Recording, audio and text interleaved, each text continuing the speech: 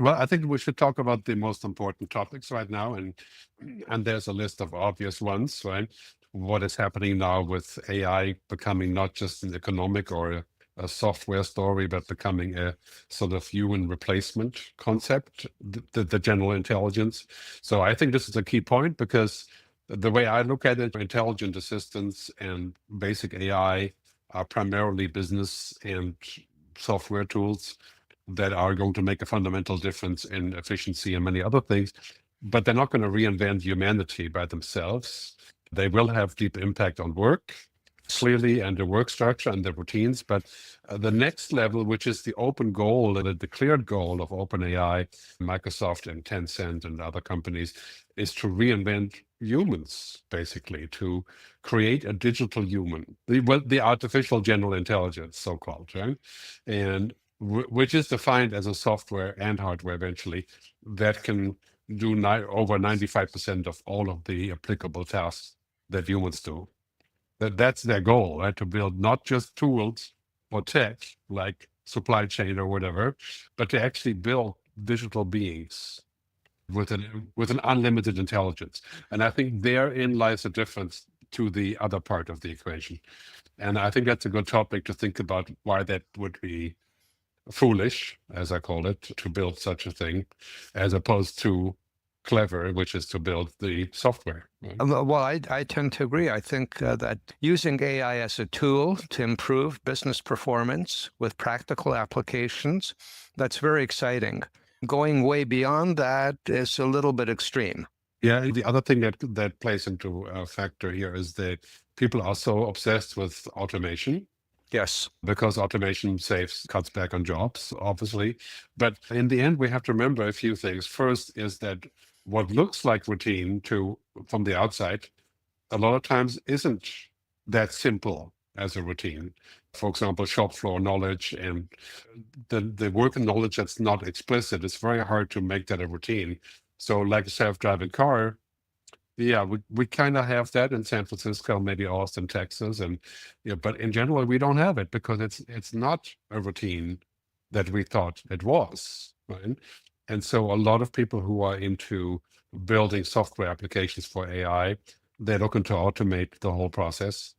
I think that's a dubious goal. I think that automating pieces of it is good, but the rest is really about what I call kava and good old Spanish champagne. So kava is cognification, augmentation, virtualization, and then automation. But it's really about cognification. So this is a really important topic, which is to much more practical to cognify and to augment than to replace. Replacing humans is a tall order, also because it may not be financially beneficial in any way, because in the end, we have a cooking robot, for example, it will cost you $200,000 and it will make a hamburger. So it's okay. Why bother? Yes, I know what you mean. What do you think is the outlook for self-driving cars? So much has been invested by Google and others in self-driving cars. What is the outlook for that? Well, as always, I would say the low-hanging fruits, level 3 or 4. So self-driving, not complete self-driving, but for example, if I'm really tired or jet lagged or so, I'm in a traffic jam, I'll let the car take over. I think that would be amazing. Or, I mean, I can do that today in Los Angeles if I go, but on the German Autobahn, I'm not going to let the car take over because I'm going 200 miles an hour or something. That's not going to be a good thing. But self-driving in a sense of supporting, for example, inexperienced drivers. And I mean, there's a myriad of applications that we already see very useful, saving lives. And of course, there will be new cities that we're building where only automated or electric driving or both is allowed. In that case, it works perfectly. To build a new city like Brasilia, then we say, okay, we're only going to like NEOM in Saudi Arabia. So we're just going to have self-driving electric vehicles here. No, there's no other driving allowed. That would work perfectly, I think. I believe that. But generally speaking, for the, I don't know, 200 million cars that we have around the world or so, yeah, I think level 5 complete automation replacing humans is... It's not going to happen. I think it may happen when we have complete reset of what a city looks like or a highway. But think about this in Rome or that. Yeah, I think we can have it in new cities. And so generally speaking, this is the typical thing about technology. I think Paul Sappho said once, we should not confuse a clear view with a short time span. So the clear view is, yes, the car can be driven by an AI. The time span is, we don't know You don't how know. Yeah. exactly. And we're going to have cities like Austin and San Francisco, which are tech cities, and Yes. they have to make an example, but people hate them, right? I mean, the writers don't hate them. The writers seem to like them. But in San Francisco, people would not be happy if it was mostly self-driving cars. So there are many examples like this, like in medical things. For example, can an AI replace what a doctor is doing at the operating table? Well, the answer is probably people wouldn't trust it in the same way.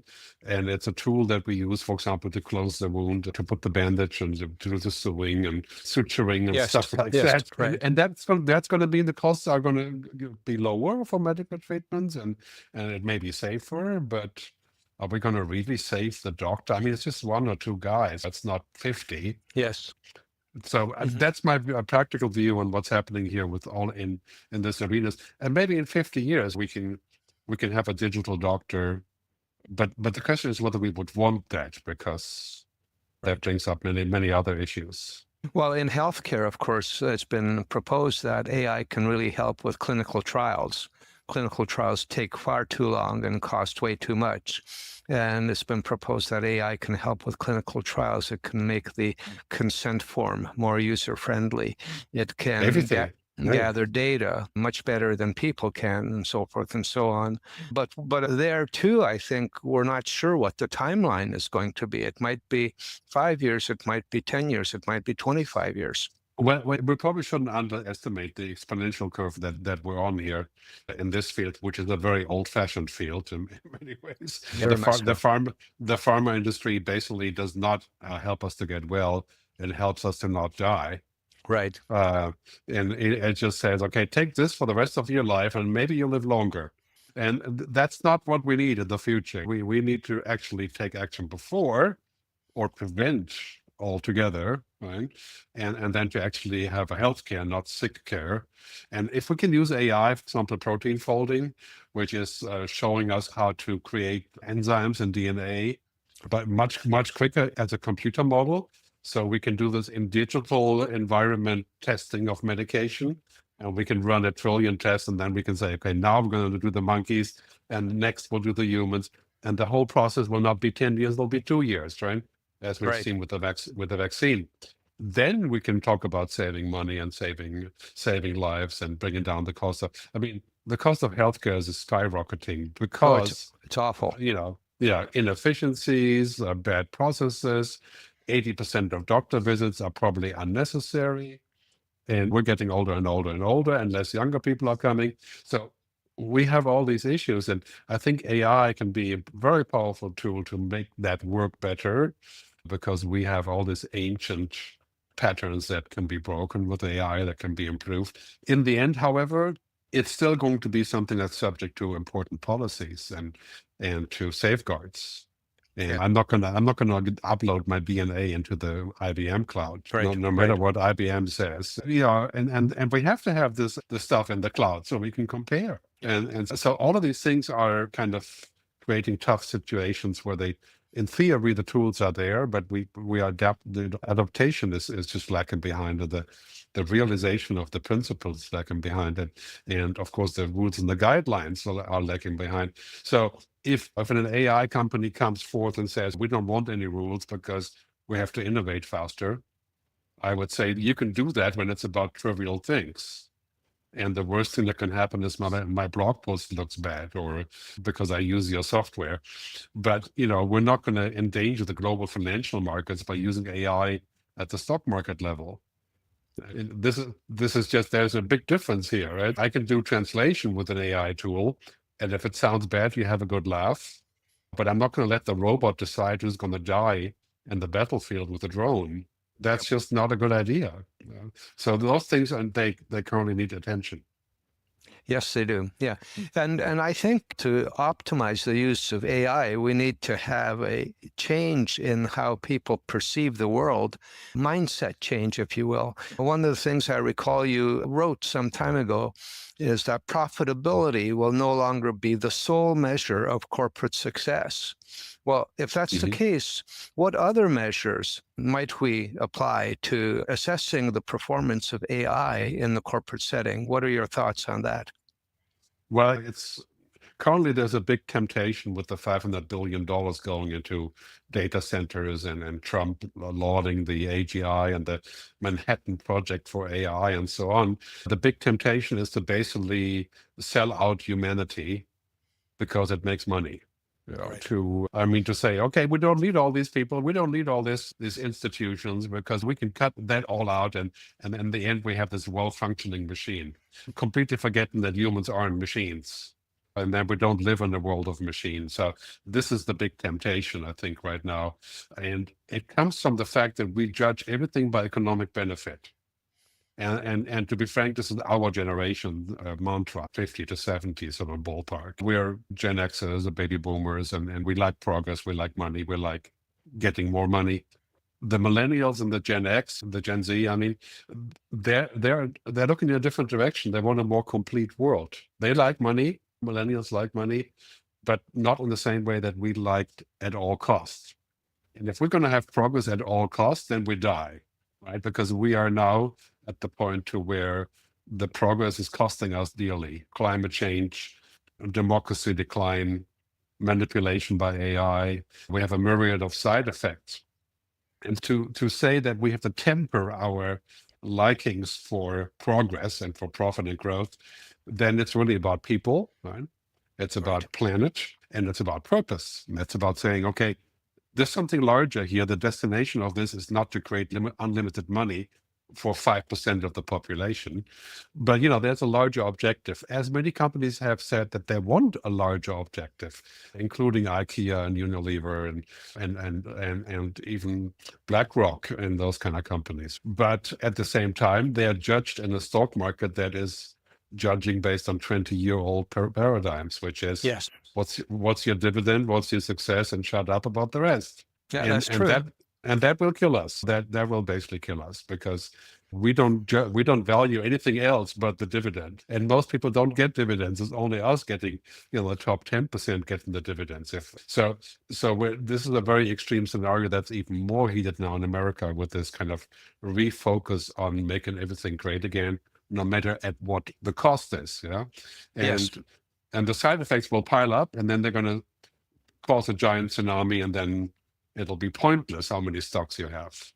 I think that is really the shift, and I think we have to find a new word for this. Kind of, Al Gore called it sustainable capitalism, progressive capitalism, human capitalism. In Europe, we call it social capitalism. But I think in the end, it's a complete economic logic that says maybe in 10 years we don't even work 8 hours a day anymore. We work 4 hours a day, 3 days a week for the same money because we have plenty of support from technology. That is definitely not capitalism. That is a new form of thinking about economic logic. And this is why the work of Piketty and others are so important, and Yuval Harari and other people pointing in Of this course. direction of a new economic logic. Yeah, and I think there's a lot of merit to that, but it only applies to the advanced countries in Europe and North America. Actually, I think that the movement in developing countries is very much in this direction, as 10 years ago or 15 years ago, they would have all aspired to be the next America, like Argentina and Brazil and many other countries. They wanted the same situation, the same wealth of America. And seeing now that this is not possible and that America isn't all just rosy, now they have to develop their own way of looking at their future. And what comes in addition to this is that we have to realize that the planet is going to be uninhabitable for climate change reasons unless we get the developing countries aboard to change the way that they use energy or generate energy, rather. So we're talking about Africa, Indonesia, India, Brazil, and places like this. Because if they do what we did, we don't stand a chance. We're going to look at 4 or 5 degree global warming, and that's pretty much the end of what we know. So if we want them to come along, we have to give them money to gear up on the tech for the generation of sustainable energy, which they have all the perfect locations for mostly. And B, we have to teach them that, or we have to show them rather by example, that there is another way of looking at capitalism, which includes those 4 Ps, the people, planet, purpose. Otherwise, same problem. So in the end, there's a global consciousness that we have to develop, especially now with AI becoming a global power instrument that includes global multilateralism. And this is a real problem when you're talking about monolateralism, like we have in American policy very soon. It's kind Yes. of idea that it's all about us. No, we don't know it's not all about us. And there's not a single country in the world that can be about themselves because we have global issues. And this is why we need to be multilateral and create a global system. Right? Absolutely. Absolutely. Balance is key. Thank you so much for your time.